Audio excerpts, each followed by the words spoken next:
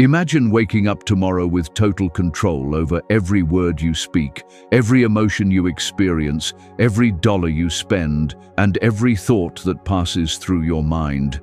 It sounds impossible, right? But more than 2,000 years ago, there was a man who believed this wasn't just possible, it was the only path to a truly free life. His name was Epictetus, and he was born a slave. Let that fully sink in. He had no control over his body, no freedom of movement, and no say in his circumstances. He was literally owned by another human being. And yet, this man discovered something so powerful that it transformed him from a physical slave into one of the greatest teachers of mental and emotional freedom in history. He taught a simple but challenging idea. No one can harm you without your permission. At first, this may sound harsh, especially if you're carrying real pain. But what he meant was this: while we can't always control what happens to us, we always have control over how we respond. And inside that response lies our true power. Most of us today are not physically enslaved, but many of us are trapped by something just as powerful: uncontrolled words, unstable emotions, reckless spending, and a restless mind. We say things we regret. We allow our moods to ruin entire days. We spend money we don't have on things we don't need, and we let our thoughts spiral into fear, doubt, and worry. But what if the same wisdom that freed a Roman slave could also free you? What if the areas you feel least in control, your mouth, mood, money, and mind, could actually become your greatest strengths? The ancient Stoics understood something we've largely forgotten. Real wealth isn't measured in dollars, it's measured in self-control. Real power isn't about dominating others, it's about mastering yourself. And true freedom isn't having endless choices, it's consistently making the right ones every single day. Life gives you constant opportunities to practice this. Someone cuts you off in traffic. That's your moment to control your mouth and your mood. You feel tempted to buy something unnecessary. That's your chance to master your money. Your mind starts racing with fear or self-doubt. That's your invitation to reclaim your thoughts. The beauty of Stoic wisdom is that it doesn't demand perfection. Even Marcus Aurelius, the most powerful man in the Roman Empire, struggled with these same challenges. In his personal journal, he reminded himself daily that you have power over your mind, not outside events. Understand this, and you will discover strength. This philosophy isn't about becoming cold or emotionless. It's about becoming so grounded in who you are that external chaos can't shake you. When you control your mouth, you speak with intention instead of impulse. When you control your mood, you choose your emotional state rather than becoming its victim. When you manage your money, it becomes a tool for peace instead of a source of anxiety. And when you master your mind, you become the author of your thoughts, not their prisoner. In the next few minutes, you'll gain insight into these 4 pillars of personal power. We'll explore ancient wisdom that is more relevant today than ever before, and you'll walk away with practical tools you can begin using immediately. But understand this: none of it works without commitment. Each section builds on the one before it, so don't skip ahead. Stay present through every part. If you're ready to take back control, hit that like button. Drop a comment sharing which of the 4 M's you struggle with the most, and make sure you're subscribed, because this journey towards self-mastery is only just beginning. Share this with someone who needs it, because real power always starts with you. And write this below as a declaration: I am the master of my mouth, mood, money, and mind. Number 1, master your mouth, the gateway to wisdom. There's an old saying that the tongue is small, yet capable of enormous damage. But what most people fail to realize is this: your mouth isn't only about the harm it can cause others. Every word you speak is either building or destroying the person you are becoming. Seneca, one of Rome's greatest Stoic thinkers, spent years observing the power of speech in the Roman Senate. He watched careers rise and collapse with a single sentence. He saw friendships destroyed by careless words and alliances formed through thoughtful communication. But his most important observations came from watching himself. "Every new beginning comes from some other beginning's end," Seneca wrote, "and nowhere is this more true than with our words. Every time you speak, you are ending one version of yourself and beginning another. The real question is this: are you becoming someone you respect? Think about the last time you said something in anger and instantly regretted it.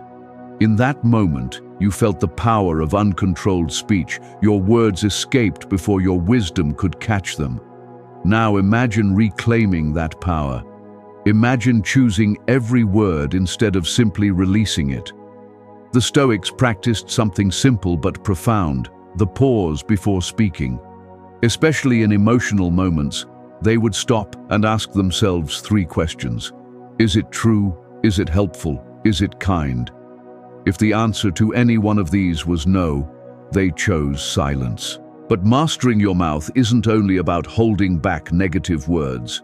It's about intentionally using positive ones.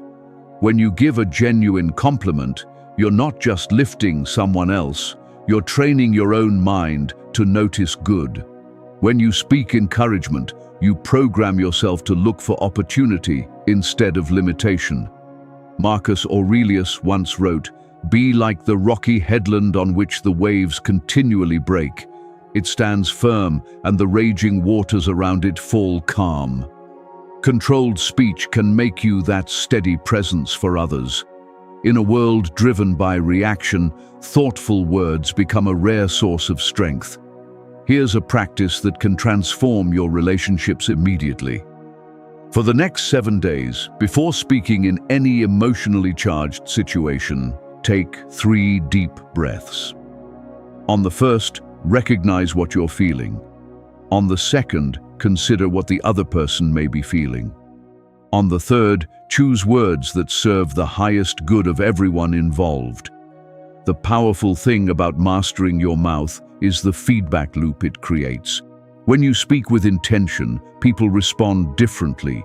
They listen more closely, trust more deeply, and value your perspective. This isn't manipulation, it's the natural result of becoming someone worth listening to. Most importantly, your words shape your relationship with yourself. Every promise you keep builds self-trust.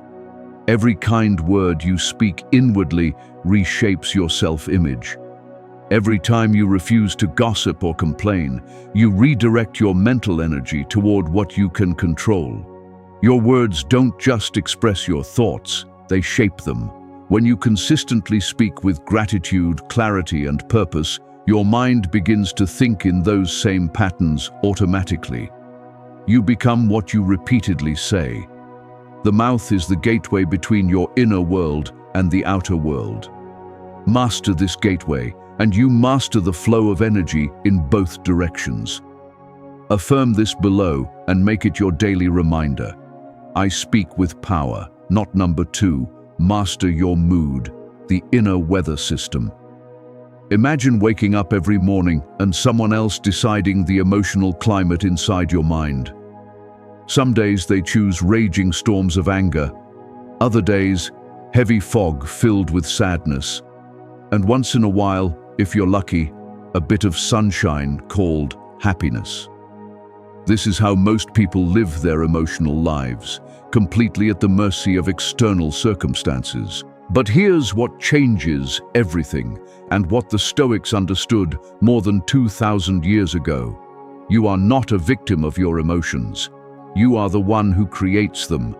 Viktor Frankl, a Holocaust survivor and psychologist, spent years inside Nazi concentration camps.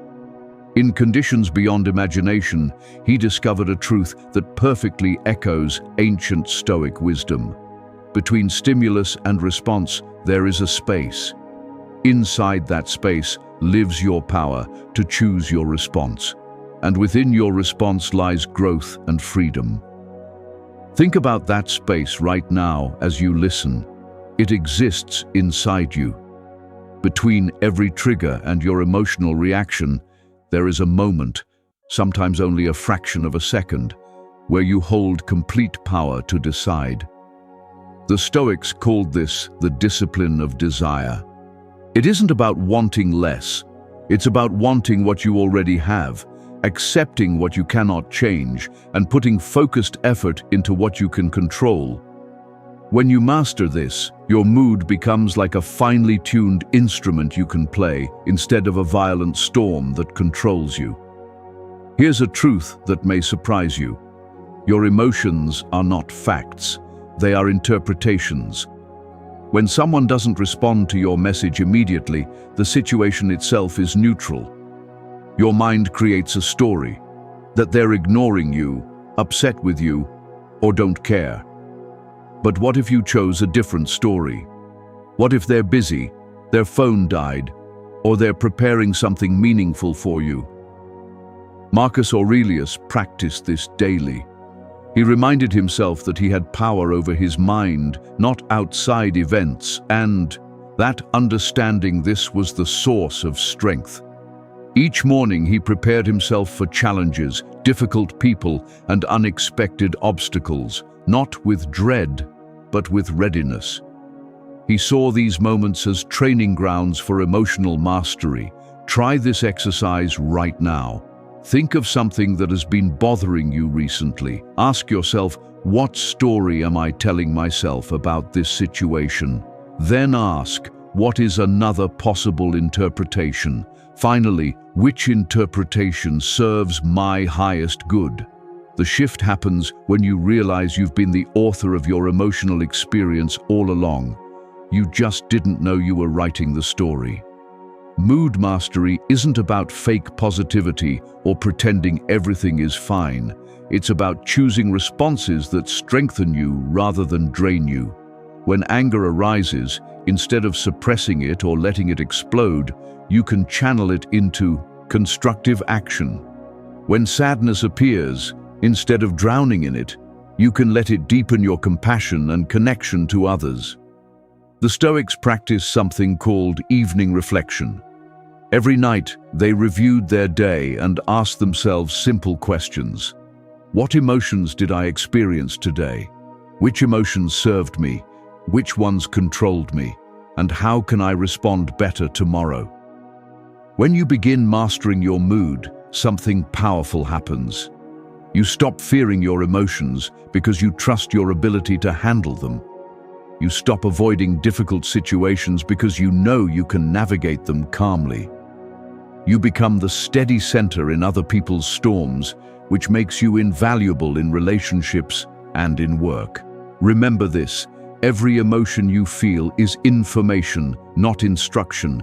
Anger tells you something matters. Fear tells you to pay attention. Sadness tells you something meaningful was lost. But none of these emotions get to make decisions for you. Your mood is your internal weather system, and like a skilled meteorologist, you can learn to anticipate it, prepare for it, and even influence it. Write this below if you're ready to take control of your emotional world. I control my emotions. They do not control me. Number 3, master your money, the tool of freedom. Money reveals who you are more clearly than almost anything else in life. It's not just currency. It's condensed time, energy, and choice. And how you handle it determines whether you live freely or remain a slave to desire. Seneca was one of the wealthiest men in Rome, yet he wrote that it's not the man who has too little, but the man who desires more, who is truly poor. This wasn't abstract philosophy, he lived it. Despite enormous wealth, he regularly practiced voluntary discomfort, sleeping on hard floors and eating simple meals, to remind himself that happiness did not depend on luxury. Here's the hard truth most people avoid. If you cannot control your spending, you cannot control your life. Every purchase you make either moves you closer to freedom or deeper into slavery. There is no neutral ground. But mastering money is not about being cheap or stripping joy out of your life. It's about aligning how you spend with what you truly value and using money as a tool instead of letting it control you. When you buy something because you're sad, bored, or trying to impress others, money is using you. When you spend because something genuinely adds value to your life or helps you serve others more effectively, you are using money. The Stoics practiced what they called preferred indifference, things that are nice to have, but never define your worth or happiness. Money fits perfectly into this category. It's better to have than not have, but the moment it becomes your master, you lose your freedom. Think about your last impulse purchase. You know the one, the item probably sitting unused somewhere in your home right now. In that moment, what were you really buying? Was it the object itself, or were you trying to purchase a feeling, status, comfort, excitement, distraction, or acceptance? Here's a practice that can completely transform your relationship with money. Before making any non-essential purchase, pause and ask yourself, what am I actually trying to buy here? If the answer is an emotion or experience, look for a way to create that feeling without spending money first. More often than not, you'll realize the purchase isn't necessary at all. But true money mastery goes deeper than controlling spending. It's about creating value. The Stoics believed deeply in contributing to the common good. When your work is focused on serving others, money becomes a natural byproduct rather than the main objective. This shift alone changes how you earn, how you spend, and how you view success. Marcus Aurelius wrote that when you rise unwillingly in the morning, remind yourself that you are rising to do the work of a human being. When you see your work as service instead of merely a paycheck, excellence naturally follows, and financial rewards tend to follow with it. Here's what changed my financial life completely. I stopped tracking only where my money went and started tracking how I felt after each purchase. I created 3 simple columns: what I bought, why I bought it, and how I felt afterward. The results were eye-opening. The purchases that brought lasting satisfaction were always aligned with my values. Books that expanded my thinking, experiences shared with loved ones, tools that helped me contribute more effectively. The impulse buys, status purchases, and emotional spending almost always led to emptiness or regret. This one practice gave me more clarity than any budgeting app ever could. Money mastery also requires understanding the difference between assets and liabilities. Every dollar you spend should either preserve your ability to earn or increase your capacity to serve. When you begin thinking this way, wealth starts to grow naturally instead of being constantly consumed. The goal isn't to hoard money, the goal is freedom. The freedom to be generous, to take thoughtful risks, and to make decisions based on what's right instead of what's affordable. Number 4, master your mind, the command center. Your mind is like a garden. Every thought you allow to stay is a seed you're planting. The question is simple: what kind of harvest do you want to grow? Right now, thousands of thoughts are competing for your attention. Worries about tomorrow, regrets from yesterday, judgments about what you're hearing, plans for later today. Most people live their entire lives as passive observers of this mental noise, never realizing they have the authority to choose which thoughts deserve their energy. Epictetus taught that wealth does not come from having many possessions, but from having few desires. He wasn't only talking about material wealth, he was pointing to mental wealth. When you stop entertaining every thought that knocks on the door of your consciousness, you become rich in peace, clarity, and focus. Think about this. You wouldn't let strangers walk into your home and rearrange your furniture. Yet you allow random thoughts to walk into your mind and rearrange your entire emotional state. One unchecked negative thought can derail your entire day if you give it permission to stay. The Stoics practiced something called prosoche, constant attention to the present moment and disciplined awareness of thoughts. It wasn't meditation in the modern sense. It was more like acting as a security guard for your own mind, deciding which thoughts are allowed in and which are turned away. Here's a practice that can change your life immediately. For the next week, every time you notice yourself spiraling into negative thinking, pause and ask 2 questions. Is this thought helping me or harming me? Is it moving me toward the person I want to become or pulling me away from it? If it's not serving you, deliberately replace it with a thought that does. Mind mastery isn't about toxic positivity or pretending problems don't exist. It's about choosing productive thoughts over destructive ones. Instead of saying, "This is terrible and there's nothing I can do," you shift to, "This is challenging and I need to find the best way forward." Same situation, completely different inner experience. Marcus Aurelius wrote in his journal that the universe is change and life is shaped by our thoughts. He understood that while he couldn't control enemies, politics, or even mortality itself, he had full sovereignty over his inner kingdom. Your mind constantly tells stories about what events mean. Someone doesn't smile at you, and your mind creates a story of rejection. Traffic slows down, and your mind tells a story of failure and frustration. Your boss asks to see you, and your mind immediately imagines the worst.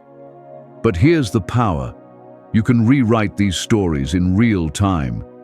That person may be struggling internally. Traffic may be a chance to practice patience or learn something new. Your boss calling you in might bring good news. The Stoics called this the discipline of judgment, the practice of separating facts from the stories we attach to them. A fact is that it's raining. A story is that the rain is ruining your day. When you master this distinction, you become incredibly powerful because your emotional state is no longer controlled by external events. Try this right now.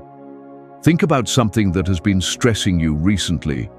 Now separate the actual facts from the story you've been telling yourself about those facts. You'll be surprised how much of your stress comes from the story, not the reality itself. Your mind is also incredibly powerful at solving problems when you guide it correctly. Instead of letting it run endlessly with worry, give it a clear task. Instead of asking, "What if everything goes wrong?" ask, "What is the best way to handle this situation?" Your mind thrives on challenges, but it needs direction from you. Remember this, every thought you think is either strengthening the person you are becoming or slowly tearing that person down. You are quite literally thinking yourself into existence moment by moment every single day. Write this below to claim your power. I am the architect of my mind. Number 5, the ripple effect, how mastery transforms everything. Something remarkable happens when you begin mastering these 4 areas. They don't change your life separately. They create a ripple that reshapes your entire experience. It's like tuning an instrument. When one string is tuned correctly, the others begin to sound better as well. When you master your mouth, people start seeking your advice because your words carry weight and clarity. When you master your mood, you become the calm center others lean on during chaos. When you master your money, you gain the freedom to choose based on values instead of survival. And when you master your mind, you begin to notice opportunities where others only see obstacles. But the real transformation happens in the space between these pillars. Let me share a story. A woman named Sarah, a single mother, attended one of my workshops last year.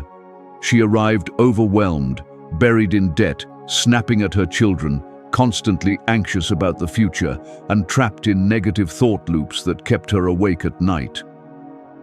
6 months later, she sent me a message that nearly brought me to tears. By applying these principles, she had paid off her credit cards and launched a small side business. Her relationship with her children transformed because she learned to speak from calm instead of frustration. Most importantly, she said she finally felt like herself again, steady, confident, and in control. This is the beauty of Stoic wisdom. It creates what psychologists call an upward spiral. Each small win in one area gives you confidence to face challenges in another. When you successfully control your words in a heated moment, you prove to yourself that emotional control is possible. When you resist an impulse purchase, you strengthen the same inner muscle that helps you resist destructive thinking. Aristotle said, "We are what we repeatedly do. Excellence, then, is not an act, but a habit." The Stoics took this idea even further. They understood that mastery across these 4 areas compounds over time. Each day of practice doesn't just improve that day, it makes every future day easier. Think about who you were 6 months ago. What were you struggling with then? Now imagine who you could become 6 months from now if you consistently applied these principles. The distance between who you are and who you could be is smaller than you think.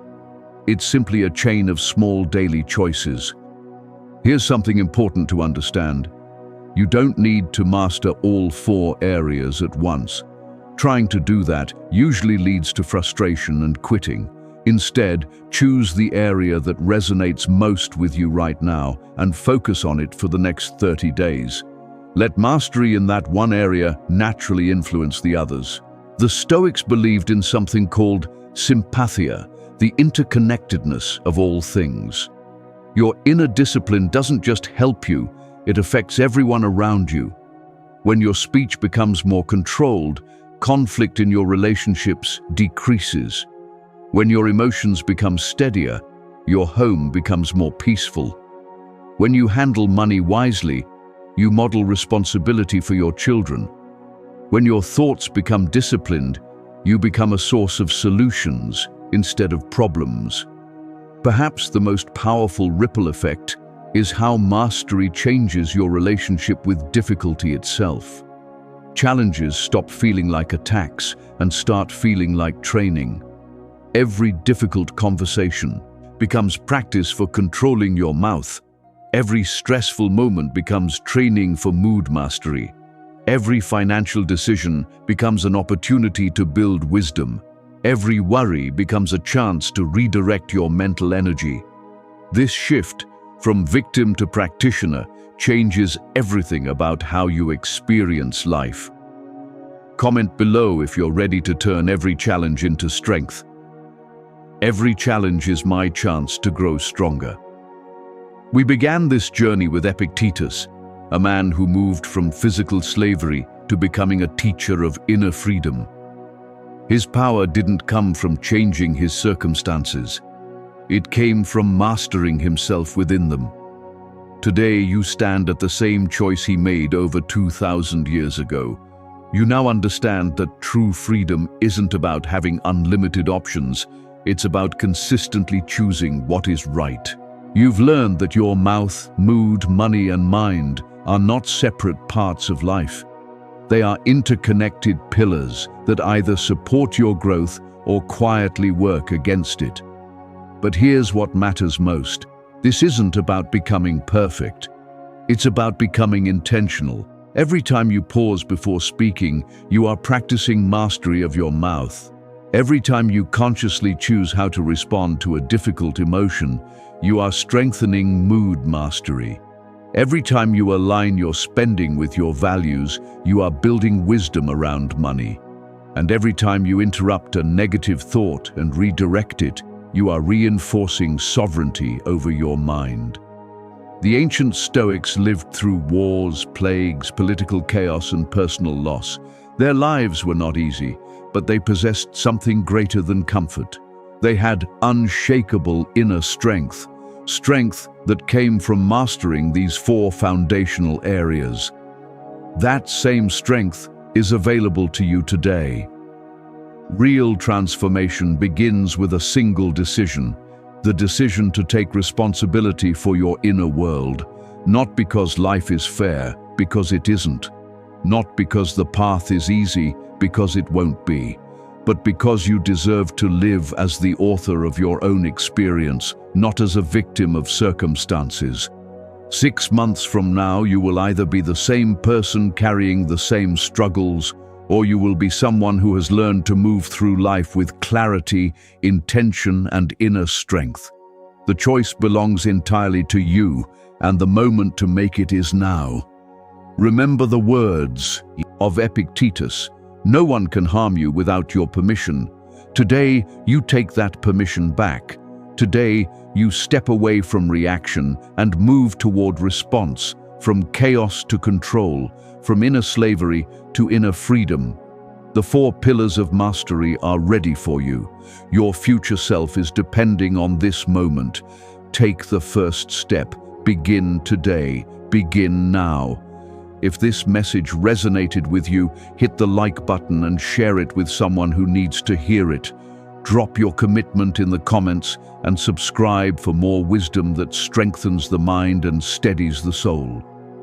Leave this final affirmation below and make it yours. Today I choose mastery over mediocrity, intention over reaction, and freedom over surrendering to circumstances.